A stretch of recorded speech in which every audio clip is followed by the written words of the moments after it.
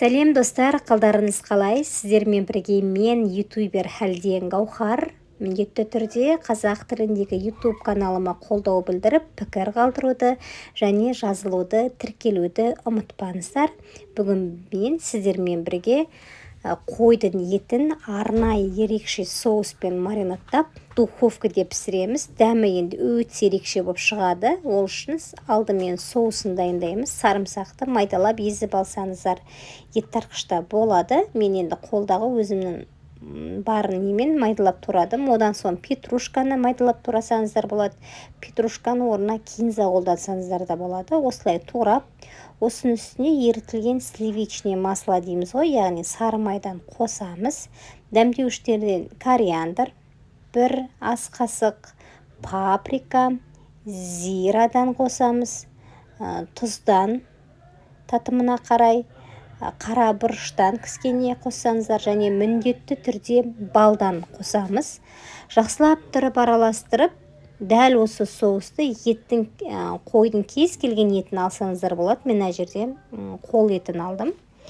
Осылай аламыз, дайындап соусын. Енді мына етті жұқартсаңыздар болады, ұрғылап. Және пышақтың көмегімен кішкене арасын ашып, осылай жайпақтап жазып аламыз. Одан кейін соусты барлық жеріне жағуымыз қажет.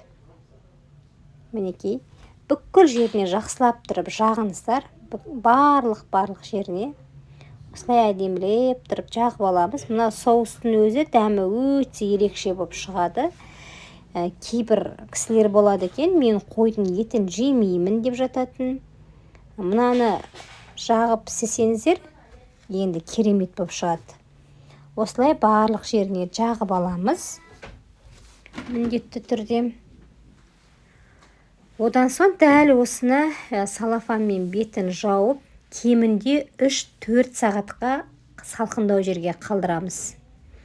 Мен арасына розмарин деп аталатын шөпті де қосып жібердім. Мен әдемі дәм беру үшін. Бұл енді бар болса қолданыңыздар, жоқ болса міндетті емес. Жаңағы соус жағып шықсаңыздар жеткілікті.